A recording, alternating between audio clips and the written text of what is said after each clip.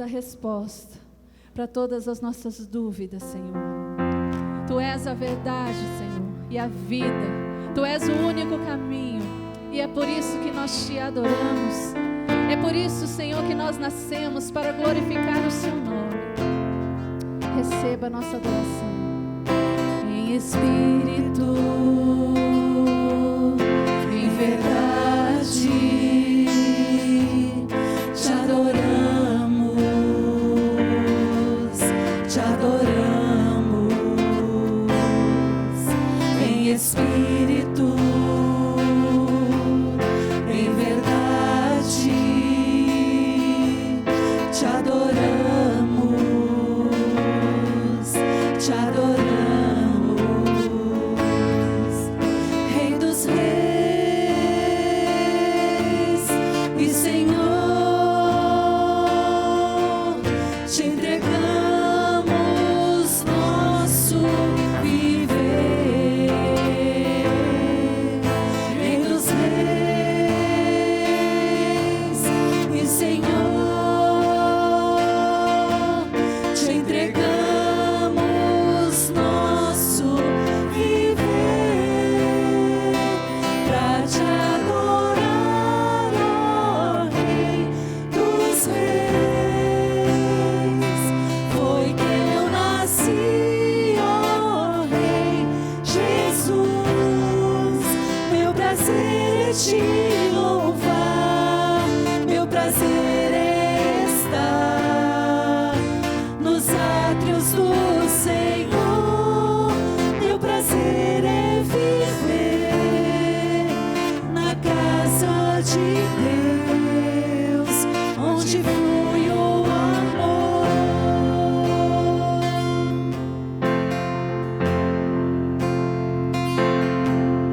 Em espírito, em verdade, te adoramos, te adoramos. Em espírito, em verdade, te adoramos, te adoramos. Rei dos reis e Senhor, te entregamos nosso viver. Rei dos reis e Senhor, te entregamos nosso viver pra te adorar, ó Rei dos reis. Foi que eu nasci, ó Rei Jesus. Meu prazer é te louvar, meu prazer é estar nos átrios do Senhor.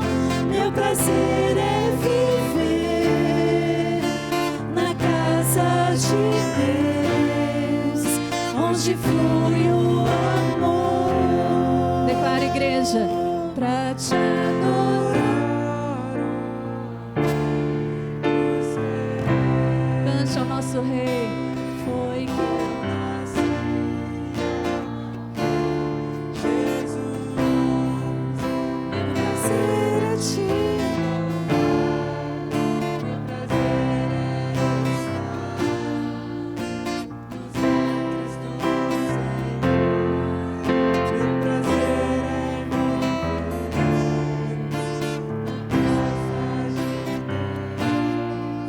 onde flui o amor,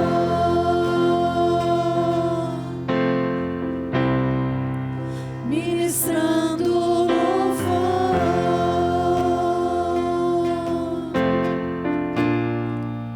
onde flui o amor. Como é bom estar na tua casa, Senhor. Como é bom estar na tua presença. Como é bom sentir o teu amor por nós, Senhor.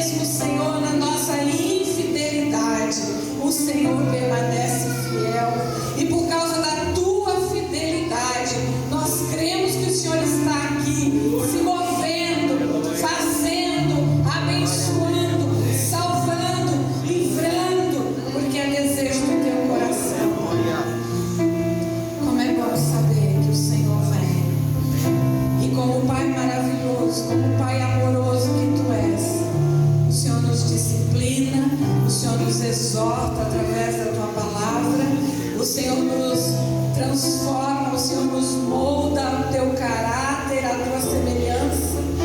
Então, esta noite, Pai, que a tua palavra venha cumprir esse propósito em cada um dos corações. Espírito Santo, fala. Espírito Santo, revela. Espírito Santo, ensina. Essa é a nossa oração, em nome de Jesus. Amém.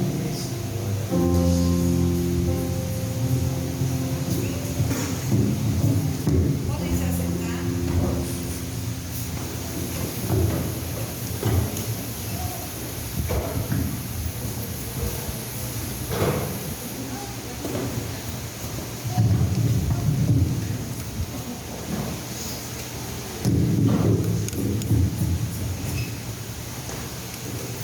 Graças a Deus. Queridos, é muito bom estar na presença do Senhor. Eu estava desde o início ao final da tarde em oração por esse momento da pregação da palavra. E o Espírito Santo continua falando, eu estava ali e sentindo o meu espírito gemendo por causa dessa palavra.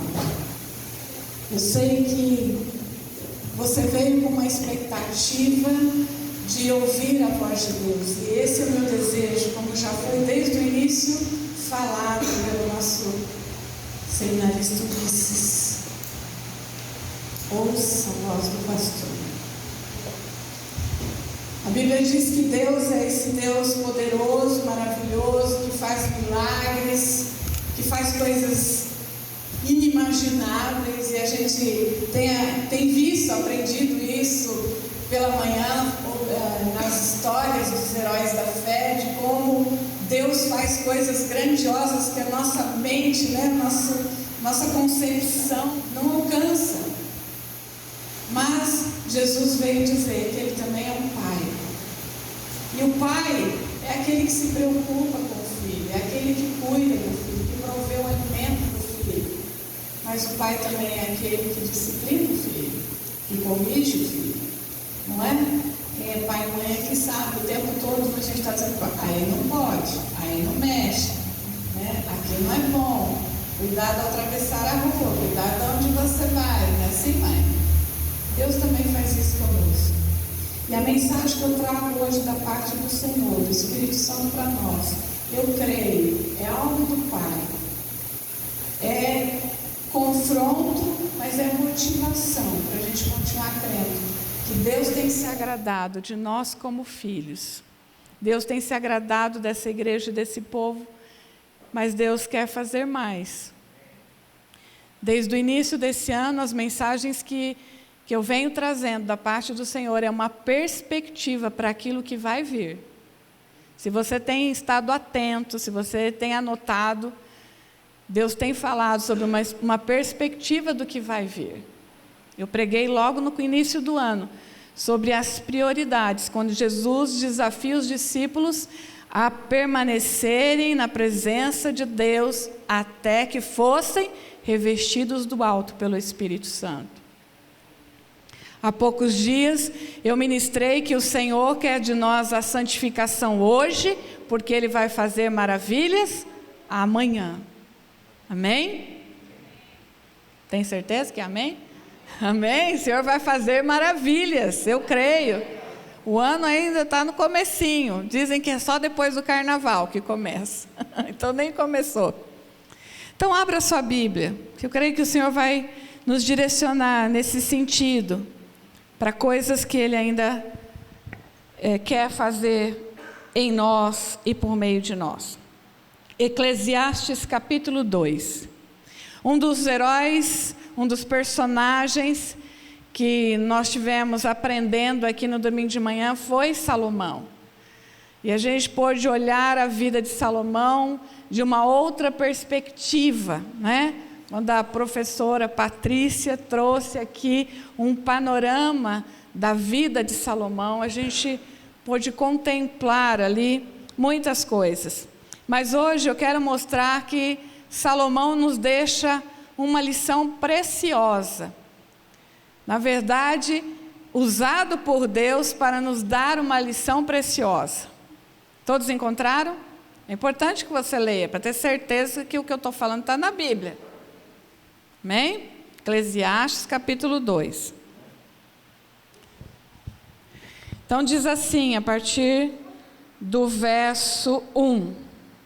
Disse comigo, vamos, eu te provarei com a alegria, goza, pois a felicidade, mas também isso é vaidade. Do riso disse, é loucura, e da alegria, de que serve? Então resolvi no meu coração dar-me vinho, regendo-me contudo pela sabedoria, e entregar-me à loucura, até ver o que melhor seria que fizessem os filhos dos homens debaixo do céu durante os poucos dias da sua vida. Empreendi grandes obras, edifiquei para mim casas, plantei para mim vinhas, fiz jardins e pomares para mim, e nestes plantei árvores frutíferas de toda espécie. Fiz para mim açudes, para regar com eles o bosque em que reverdeciam as árvores. Comprei servos e servas, e tive servos nascidos em casa. Também possuí bois e ovelhas, mais do que possuíram todos os que antes de mim viveram em Jerusalém. Amontoei também para mim prata e ouro, e tesouros de reis e de províncias. Provi-me de cantores e cantoras, e das delícias dos filhos dos homens, mulheres e mulheres. Engrandeci-me, e sobrepujei a todos os que viveram antes de mim em Jerusalém. Perseverou também comigo a minha sabedoria. Tudo quanto desejaram os meus olhos, não lhes neguei, nem privei o coração de alegria alguma, pois eu me alegrava com todas as minhas fadigas, e isso era a recompensa de todas elas. Considerei todas as obras que fizeram as minhas mãos, como também o trabalho que eu com fadigas havia feito. E eis que tudo era vaidade e correr atrás do vento, e nenhum proveito havia debaixo do sol. Em outra versão, ele diz assim, eu avaliei, versículo 11, eu fiz uma avaliação de tudo que eu fiz, de todas as obras, de todo o trabalho, de tudo que eu vivi, de tudo que eu construí, de tudo que eu busquei, e eu cheguei a uma conclusão: tudo vaidade e correr atrás do vento. Vaidade tem o sentido da palavra aquilo que é vão, aquilo que é uma coisa vã, que não possui conteúdo, que tem aparência falsa, enganosa, que não tem significado, que não tem utilidade. Então, se você fosse agora aqui traduzir ali vaidade, você iria dizer que ele chegou à seguinte conclusão: tudo foi sem sentido, tudo foi sem significado, tudo isso não representou nada no fim da vida. Vocês perceberam que na minha leitura eu fui dando ênfase a uma expressão? Alguém percebeu? Na minha leitura eu dei ênfase a uma pequena expressão. O tempo todo ele dizia, para mim. Eu construí para mim. Eu fiz jardim para mim. Eu busquei cantores e cantoras para mim. Eu ajuntei ouro e prata para mim. Por mais de uma vez ele diz que tudo que ele fez e tudo que ele tinha era para ele, para o seu bel prazer, para o seu benefício próprio. Mas quando ele chegou e avaliou, ele disse, não tem sentido. Isaías capítulo 26, versos 17 e 18 diz assim: como a mulher grávida, prestes a dar à luz, se contorce e grita de dor, assim estamos nós na tua presença, ó Senhor. Nós engravidamos e nos contorcemos de dor, mas demos luz ao vento. Não trouxemos salvação à terra, nem demos luz aos habitantes do mundo. Olha que coisa forte que o profeta Isaías diz aqui. Como se fosse o próprio povo dizendo, um lamento do povo. Nós nos esforçamos tanto, nós tivemos dores de parto, e as mulheres que tiveram filhos sabem bem o que é isso, né? Com exceção daquelas que tomaram injeção na cesariana, mas também dói depois para se recuperar, né? Mas a dor de parto é uma coisa difícil. Aquele momento de dor é difícil. João, o apóstolo João, no capítulo 16, verso 21, ele diz assim: a mulher que está dando à luz sente dores, porque chegou a sua hora. Mas quando o bebê nasce, ela esquece da dor, da angústia, por causa da alegria de ter nascido no mundo um menino. Olha só, João dizendo, é difícil o parto, mas quando vem o bebê, a mulher fica toda feliz. No entanto, o que o profeta está falando a respeito do povo de Israel é que eles tiveram dores de parto, mas o que eles geraram foi vento. Não geraram nada. Não nasceu nada de todo aquele gemido. O que o profeta está dizendo é que foi como uma gravidez falsa. Eles tiveram todo o tormento do parto, mas eles não puderam se alegrar com o nascimento, com o fruto, porque geraram nada. Que coisa triste. Que coisa triste.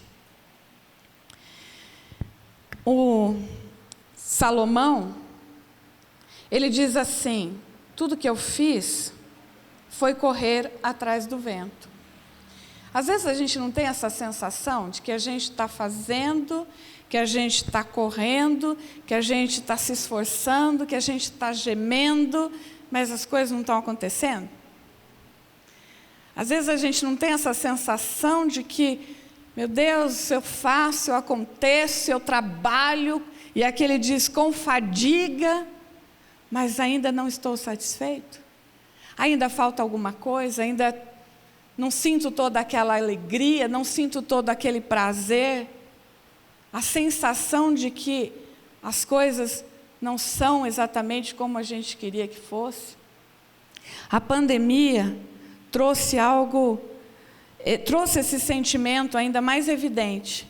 Há pouco tempo eu vi uma pesquisa que uma grande parte, de pessoas que foram entrevistadas, mais de 60% das pessoas que foram entrevistadas desenvolveram frustração, depressão, tristeza profunda e ansiedade durante a pandemia.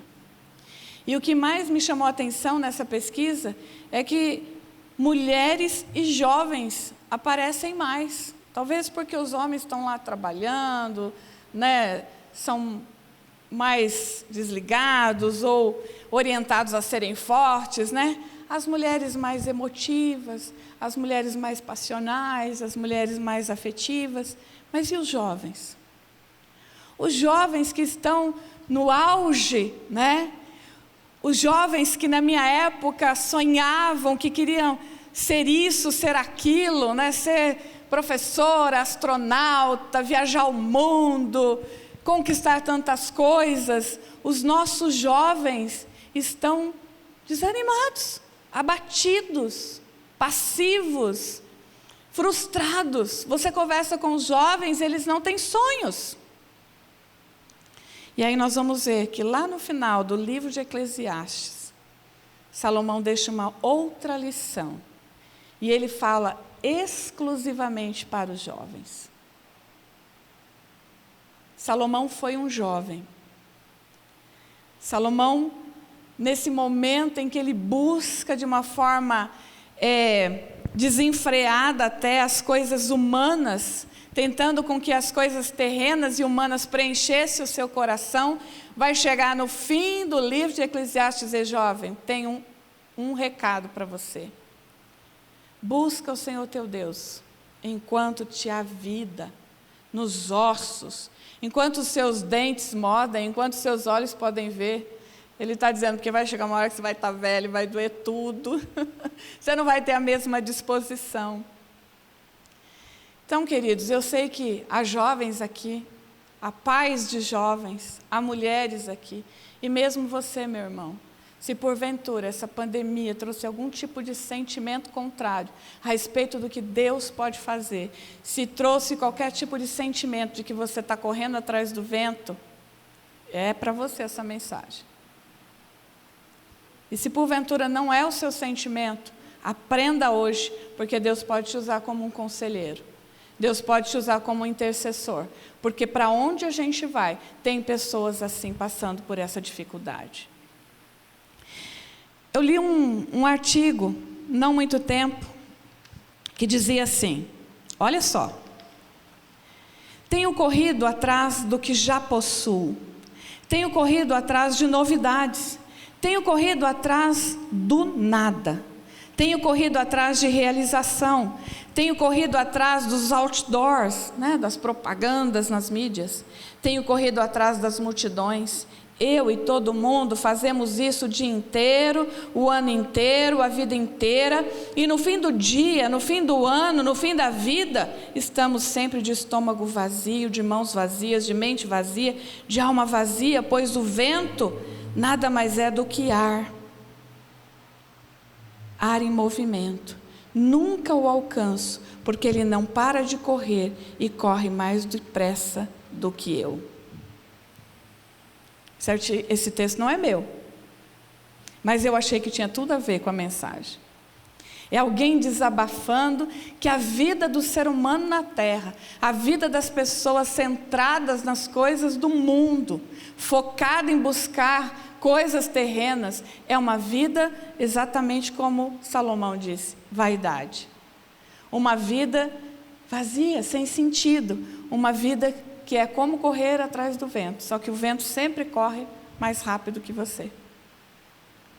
É um outro sentimento que eu escuto muito das pessoas, de parecer que tem batalhado tanto, e não chegou ainda, não alcançou ainda. Então, queridos, como eu disse, nós estamos no início do ano, que não seja assim a nossa história no final do ano. Que não seja assim no final desse dia, nem no final dessa semana, nem no final do ano, nem no final da nossa vida. Nós não somos daqueles que correm atrás do vento vazio, mas nós somos daqueles que somos tomados pelo vento do Espírito Santo. Nós não somos daqueles que vivem uma vida vazia, mas nós somos cheios de Deus para viver uma vida que frutifica. Uma vida que o Senhor mesmo diz, pede, eu darei para vocês a minha alegria completa.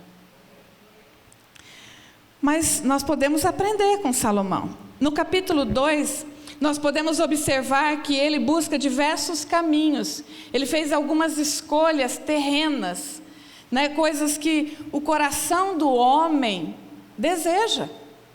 Você não vai querer... dizer aqui que você é santo, que nunca quis uma festinha. Capítulo 2, primeiro para ele parece que tudo é festa. Ele diz, vou procurar o vinho, vou me regar de vinho, vou me entregar às loucuras que os filhos dos homens debaixo do céu podem me dar. Ele queria os prazeres dessa terra. Mas eu quero dizer para você, a vida só de festa é vazia. A vida só de festa é vazia. É gostoso? A gente fazer uma festa em família, com os amigos, não é disso, Mas jovens gostam de festa lá fora. Homens e mulheres que gostam de festas terrenas, que se reúnem à mesa dos escarnecedores. Isso não traz nenhuma satisfação. Uma segunda coisa que Salomão busca é a realização nos empreendimentos. Ele mesmo diz, eu construí casas, eu plantei vinhas, eu construí açudes. Mas mais uma vez ele não encontrou felicidade ali. Mais uma vez ele não encontrou satisfação ali, porque não são essas coisas que satisfazem o coração do homem. Então ele prossegue na sua busca, frenética, por dar alegria ao seu coração.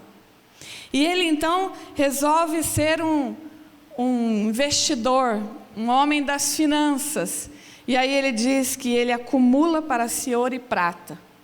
Ele acumula tesouros. Eu tenho muitos jovens amigos, e jovem quando eu falo, gente, não estou falando só para os meninos aqui de 18, 20 anos, não. Porque tem jovem de 30, tem jovem de 40, tem jovem de 50.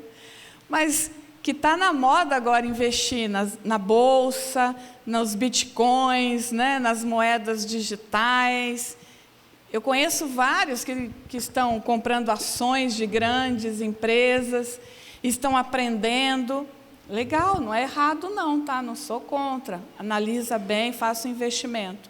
O que nós estamos aprendendo com o Senhor aqui é que isso não vai trazer satisfação ao seu coração. Isso não vai trazer felicidade. Acumular tesouros na terra não é propósito de Deus para nós.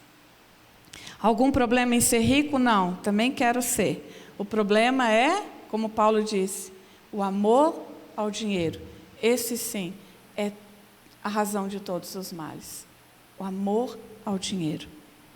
Quando Jesus tem um encontro com um jovem rico, e ele conhece a Bíblia, ele conhece os mandamentos, e ele diz, eu sei, desde criança aprendi, que é amar a Deus acima de todas as coisas. E aí então Jesus diz para ele, te falta uma coisa, vai e vende tudo que você tem. E a Bíblia diz que ele saiu com o seu coração triste. Ele queria ser salvo, ele diz, o que eu tenho que fazer? Tem mais alguma coisa que eu tenho que fazer para ser salvo? E Jesus diz, tem, se livra dessa ganância, se livra desse apego ao dinheiro. E aí o texto diz que ele foi embora triste, porque o coração dele estava naquilo. Salomão tentou, mas ainda permaneceu insatisfeito. Então uma terceira coisa ele buscou, que foi se envolver com o mundo artístico, com o mundo da cultura. E o texto diz que ele trouxe para si cantores e cantoras, e trouxe pessoas que podiam alegrar as festas e cantar e tocar canções. Tem algum problema? Claro que não, nós somos seres criados com ritmos, não é? Nós temos prazer na canção, a canção nasceu no céu tem instrumentos, tem canto, tem coral. Mas quando nós estamos buscando uma alegria nisso, quando nós estamos buscando coisas terrenas, canções terrenas. Ontem eu liguei a TV à tarde, estava lá passando roupa, falei para ele, vou ligar a TV, passando roupa, assistindo TV. Aí liguei a TV, estava passando um programa musical com crianças. E aí entrou uma menininha de 10 anos cantando um vozeirão poderoso, mas a música, gente, pelo amor de Deus, eu falei para o meu esposo, eu não sei nem qual é o adjetivo que eu coloco nisso. Uma criança de 10 anos cantando uma música que fala de infidelidade, de traição, de sexo. Uma música para adulto, e olha lá que para adulto nem é boa. E às vezes crente que adora o Senhor está cantando músicas mundanas, que falam de infidelidade, de destruição de lares, que fala de pegar as menininhas, que fala de tomar todas. Vamos tomar cuidado. Salomão se envolveu com esse mundo artístico, mas isso também não lhe trouxe felicidade. Por fim, ele buscou uma outra alternativa, que foi a vida liberal, de sexo, que é outra realidade dos nossos tempos. Pode sair com quem você quiser, pode ir com todos, vai para a balada, beija 100. Eu já vi isso uma vez, uma reportagem. A menina falou que fez questão de contar, beijou 100 meninos numa noite. Falei, se fosse filha minha, estava presa em casa, de joelho no milho, para nunca mais fazer isso. Brincadeira, gente. Mas a gente tem que brincar, porque o assunto é terrível, o assunto é triste. Então o texto diz que ele foi buscar prazeres em mulheres e mulheres. Mas isso também não trouxe felicidade. De repente você tem uma ânsia dentro do seu coração. De repente você tem um desejo no seu coração. Não é aí que você vai encontrar a alegria verdadeira. Homens e mulheres que hoje vivem de pornografia digital. Homens, mulheres casados, homens e mulheres líderes e pastores, inclusive, que tentam, nesse tipo de coisa, encontrar alguma satisfação. Mas nós estamos aprendendo com Salomão, isso é vaidade, isso é correr atrás do vento, isso não vai gerar nada, pelo contrário, pode gerar destruição. Mas vamos voltar lá para Isaías. Isaías, ele fala do povo de Deus. Isaías fala de um povo que conhecia Deus, mas que em algum momento da sua vida se lamentou, porque todos os seus esforços não estavam gerando nada, estavam gerando vento. Aquele povo vivia na força do seu próprio braço, vivia uma religiosidade, vivia um caminho que os distanciava de Deus. E essa foi outra informação muito comum em quase todos os personagens que nós vimos aqui pela manhã, né? De quando a gente viu a história do povo. Então o povo tinha seus altos e baixos. Deus fazia milagre, livrava do inimigo e eles, todos felizes. Passado algum tempo, lá estava o povo de novo e Deus precisava levantar outro profeta para dizer, olha, vocês estão se desviando do caminho, vocês estão afastando do propósito, vocês estão se esquecendo quem eu sou, vocês não estão adorando.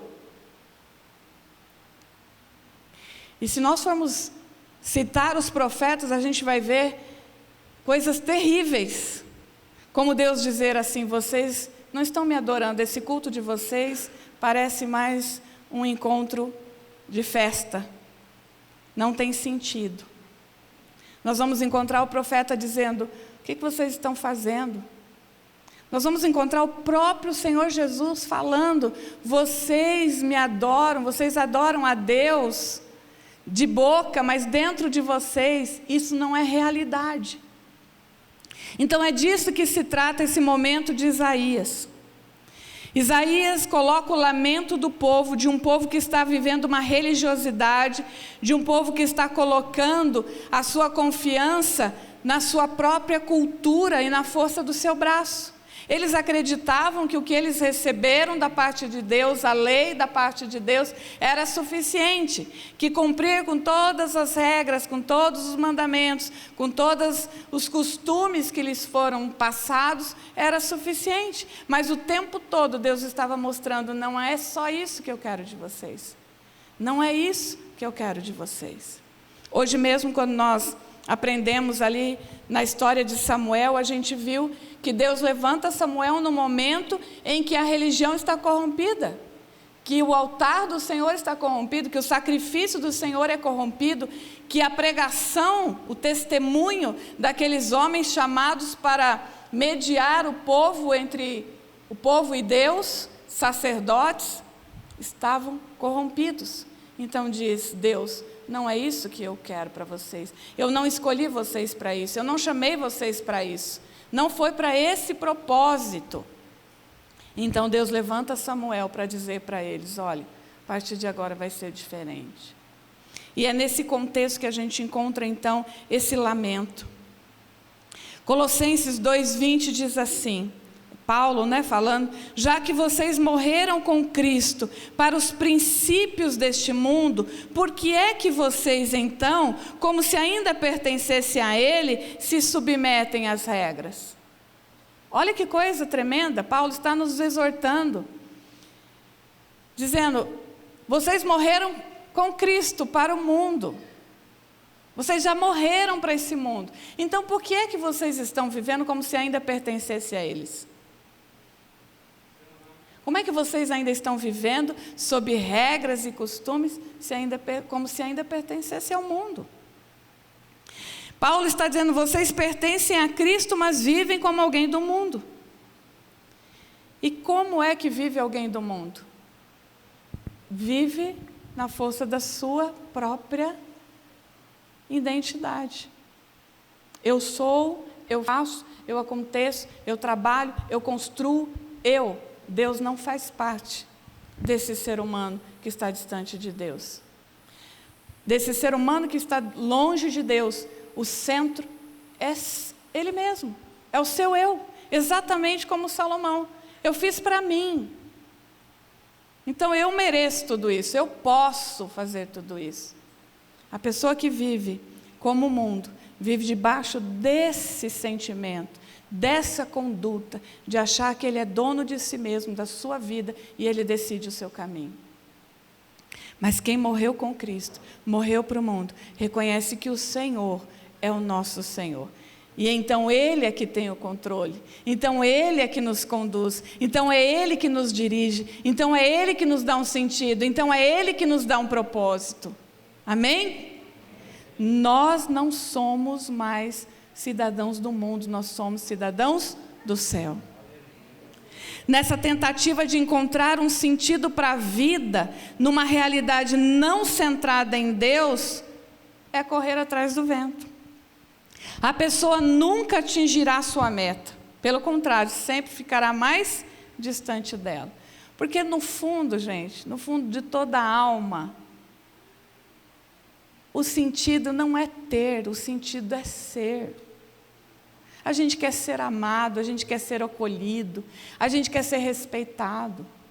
No fundo de todo ser humano, o que nos dá sentido não é ter, é ser. Mas então por que a gente vive correndo atrás do ter? Por que a gente investe mais tempo atrás do ter do que atrás do ser? A gente vai e corre atrás do ter. E aí quando você tem, você fala: poxa, mas eu ainda não sou. É isso que o Espírito Santo quer nos ensinar. A palavra vento na Bíblia, nesse sentido aqui, é de algo vazio.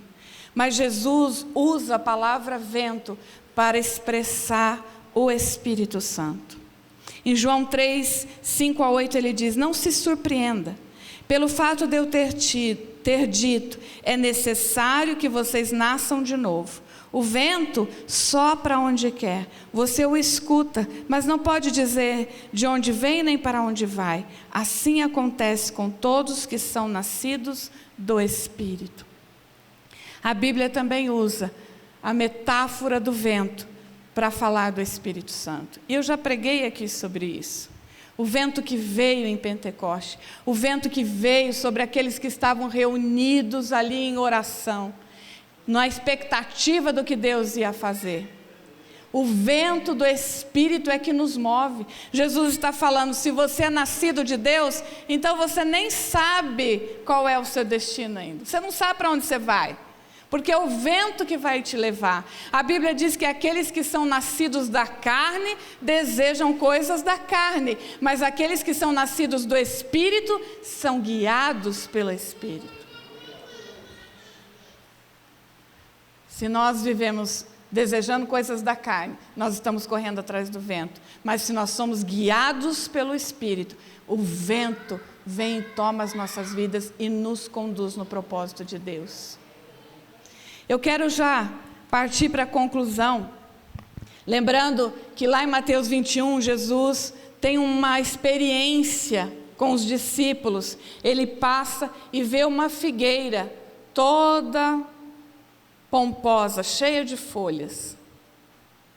E a Bíblia diz que não era época, mas ela estava ali toda florida, verde. E a figueira, quando ela está nessas condições, significa que ela tem fruto. Mas Jesus se aproxima e a figueira não tem fruto. Então Jesus amaldiçoa a figueira. E aí todos ficam surpresos com aquilo. Uma das lições que a gente aprende é que aquela figueira era só aparência. Aquela figueira não tinha nenhuma utilidade. Aquela figueira estava ali, mas ela não estava provendo alimento. Ela estava, na verdade, enganando. Porque olha para mim como estou bela e maravilhosa, mas ela não tinha o fruto do qual ela deveria frutificar. Então Jesus simplesmente seca a figueira. Da mesma forma, Jesus usa a metáfora da videira. E ele diz assim: eu sou a videira verdadeira, e todo ramo que estiver em mim, esse dará fruto. Aquele que está em Cristo não é opção, gente, é realidade frutificar. Aquele que está em Cristo não gera vento, mas frutifica para a glória de Deus Pai. Porque Jesus diz: não foram vocês que me escolheram, mas eu escolhi vocês, para que vocês vão e deem fruto, frutos que glorifiquem ao Pai. Meditando nisso, eu fiquei pensando, como é triste. Imagina, eu sei que existe, a América é psicanalista, eu sei que existe mulheres que têm gravidez psicológica. Como é triste pensar que você está gerando ali, e está até sentindo os movimentos, e está até vendo a barriga crescer, e depois descobre que é nada. É uma, não sei como é que a gente chama isso, é uma anomalia, um problema psicológico, mas isso existe. Mas o quão triste deve ser. E aí, nós podemos ler na Bíblia e dizer que aquele povo tinha esse sentimento. A gente pensava que ia colher alguma coisa, a gente pensava que ia vir uma grande bênção, a gente pensava que agora a gente ia se alegrar com o nascimento de um projeto tão grandioso, e no final, nada. Mas Jesus está dizendo: todo aquele que estiver em mim e não der fruto, esse o Pai corta. Está lá em João 15. Mas todo aquele que dá fruto, o Pai, que é o agricultor, vem e limpa, trabalha, poda, e aí vai dar mais fruto. Esse final de semana eu tive uma experiência. Eu gosto de plantas, mas sinceramente eu tenho um pouco de dificuldade. Não é toda planta que vai bem, porque trabalha muito, estuda, não tem muito tempo. Então eu me apaixonei pelos cactos, porque aí os cactos eles vão bem sozinhos. Posso até esquecer de dar água para eles, que eles vão bem sozinhos. Mas eu estava com um lírio muito lindo dentro de casa. E ele ficou alguns meses dando flor, e eu acho o lírio uma planta linda, aquele lírio branco, né? E de repente ele parou de dar a flor. E eu comecei a ficar incomodada. Daí eu falei, bom, falam que é para conversar, e eu fui lá, passava a mão, limpava as folhinhas. Ô, lírio, as folhas estão tão verdes, e cadê a florzinha? E nada, né? E aí eu fui procurar na internet o que eu podia fazer, comprei fertilizante, nada. E mudei a maneira de regar, e dizia que você borrifar água nas folhas, e eu comprei o borrifador e estou lá, e nada. Aí, por fim, esse final de semana, eu falei para o Les, me leva que eu vou comprar um vaso maior, eu acho que é isso que está faltando. Ele está apertado nesse vaso, e eu vou pôr ele num vaso maior, e ele vai ficar feliz e vai dar flor. Eu fiz isso sábado, comprei o vaso, as pedras, a moça falou, põe uma manta para drenar, comprei tudo, botei e fiz o vasão. Aí botei ele no canto assim da varanda, e ele está lá, dentro de casa. Eu falei, Lírio, é a última chance que eu te dou. Gente, eu fiz isso ontem, eu nem sabia que eu ia pregar essa mensagem hoje. E aí, quando eu estou montando isso, eu falei, Jesus, acho que Deus faz isso comigo. E Deus fica assim, Mônica, você está tão linda, está tão verdinha, está com uma aparência tão maravilhosa, né? Está orando, está pregando, mas quero mais. Cadê os frutos? Cadê as flores? E Deus está lá investindo tempo em nós, e regando, e plantando, e adubando, e cuidando. E a gente continua do mesmo jeitinho, gente. Jesus quer nos podar, nos limpar, trabalhar em nós para que a gente dê fruto.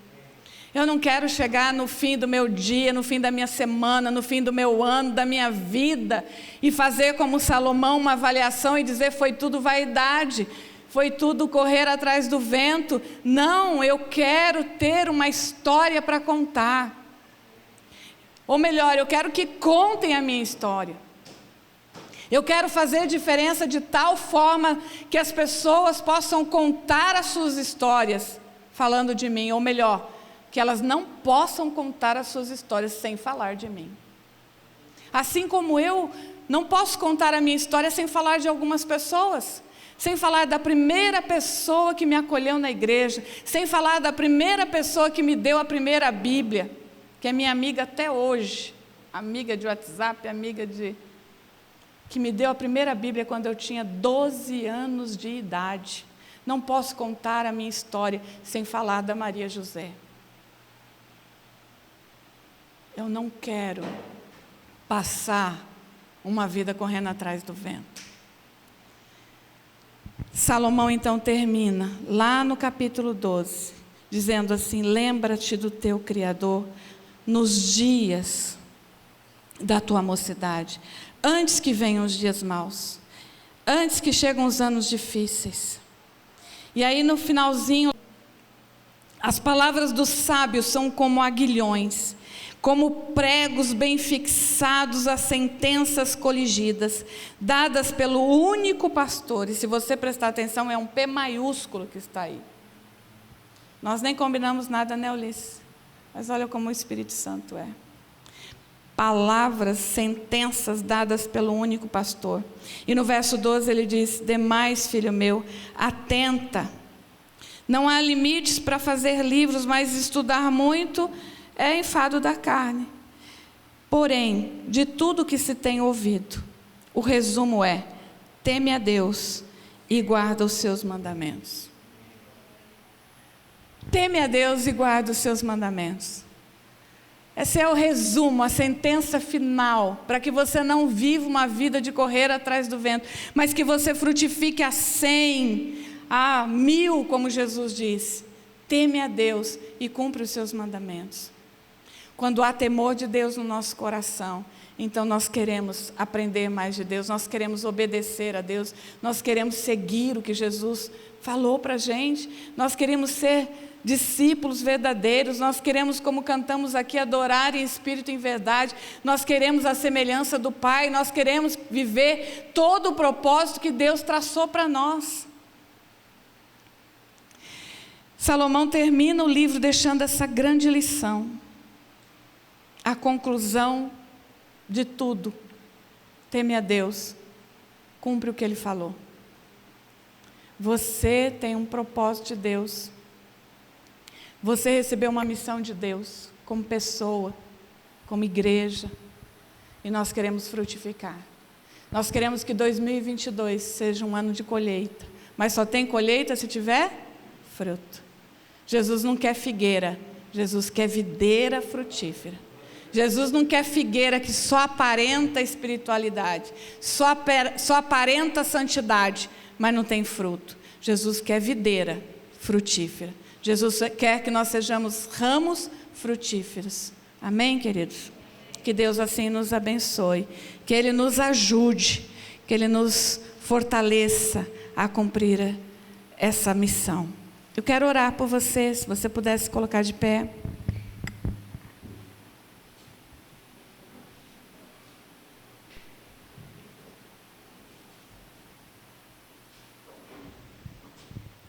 Feche os seus olhos, fala com o papai. Se você para 2022 tem grandes expectativas de renovação, de colheita, de conquista, de alcançar coisas que o seu coração deseja, coloca tudo isso no altar do Senhor, coloca tudo isso diante de Deus. O Senhor não quer você tendo dores de parto e gerando nada, não. O Senhor não quer você correndo atrás do vento, atrás daquilo que é vã, daquilo que é vaidade, não. O Senhor quer intimidade. O Senhor quer você nele, vivendo em intimidade com Ele. Então Ele diz: buscai o reino de Deus e todas as coisas serão acrescentadas. Ama o teu Deus acima de todas as coisas e tudo te irá bem. Nosso Deus é um Deus que faz promessas e cumpre cada uma delas. O Senhor quer cumprir as promessas que Ele tem para nós neste ano. Então qual é a nossa parte? É buscar nele, é depositar nele a nossa fé, a nossa esperança, a nossa confiança. É sermos guiados pelo Espírito, pelo vento do Espírito que vem e nos enche de uma alegria verdadeira, de uma paz que excede o entendimento. Ainda que você esteja fazendo planos terrenos, coloque a vontade de Deus acima. Coloque Deus como prioridade. Você vai ver que 2022 vai ser diferente. Que você não seja como o meu lírio, que tem uma folha tão verdinha, mas o mais bonito dele não é a flor, a folha é a flor. O Senhor quer ver a flor, o Senhor quer ver o fruto que pode alimentar vidas, o fruto que pode levar a paz a outras pessoas. Permita que o Senhor trabalhe em você como bom agricultor que Ele é, para que você dê frutos. Obrigada, papai, por essa oportunidade de aprender com o teu Espírito acerca daquilo que o Senhor já está fazendo em nós. Que o Senhor cumpra, Pai, a tua obra que um dia o Senhor começou quando nós aceitamos a Cristo como nosso Senhor e Salvador.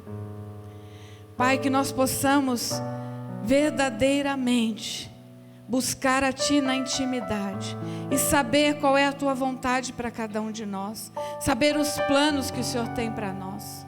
Muitas vezes estamos cansados, Senhor, fadigados, trabalhando, Senhor, dia após dia, e temos essa sensação de que tudo é vento, Senhor, de que não geramos nada. Estamos como aquele povo de Israel, às vezes até gemendo com dores para construir alguma coisa, mas no final das contas é um sentimento de nada. Pai, eu peço que o Senhor nos perdoe, que o Senhor tenha misericórdia de nós, papai, que o Senhor tenha misericórdia de nós, Pai, misericórdia daqueles que estão abatidos, entristecidos, desanimados, frustrados. Pai, a nossa realização não é, Senhor, dessa terra, a nossa realização é no reino dos céus, e o reino dos céus já chegou a nós, e Ele é paz, Ele é justiça, e Ele é amor, e Ele é a alegria do Espírito Santo. Pai, visita o Teu povo, acrescenta, Senhor, da Tua parte todas as bênçãos que o Senhor Jesus já conquistou naquela cruz. Acrescenta fé, Pai, acrescenta disposição, coragem para enfrentar os desafios, Senhor, que muitas vezes nós enfrentamos, Senhor, no nosso dia a dia, mas que tenhamos a confiança, a certeza de que em Ti, Senhor, somos mais do que vencedores. Em Ti, Senhor, nós alcançaremos a vitória, Pai. Em Ti, Senhor, nós daremos testemunho. Em Ti, Senhor, nós faremos proezas, porque a Tua palavra diz que antes mesmo da fundação do mundo, nós fomos criados para boas obras. Então abençoe, Senhor, as obras de nossas mãos. Abençoe, Senhor, que os nossos planos estejam alinhados com a Tua vontade. E que seja, Senhor, um 2022 de colheita mesmo. Colheita, Senhor, de prosperidade. Colheita de almas, colheita de vidas, Pai. Colheita, Senhor, de prosperidade em todas as áreas. Pai, em nome de Jesus, que o Teu povo encontre, Senhor, esse lugar que o Senhor já colocou a cada um de nós, assentados nas regiões celestiais em Cristo Jesus. Obrigada, Senhor, porque eu sei que o Senhor está fazendo. Obrigada, Senhor, porque eu sei que o Senhor faz infinitamente mais do que nós possamos imaginar. Obrigada, Senhor, porque eu sei que Tu és fiel. Obrigada, Senhor. E por isso nós Te damos toda a honra, nós Te damos toda a glória, nós Te damos todo o louvor, hoje e para sempre. Amém.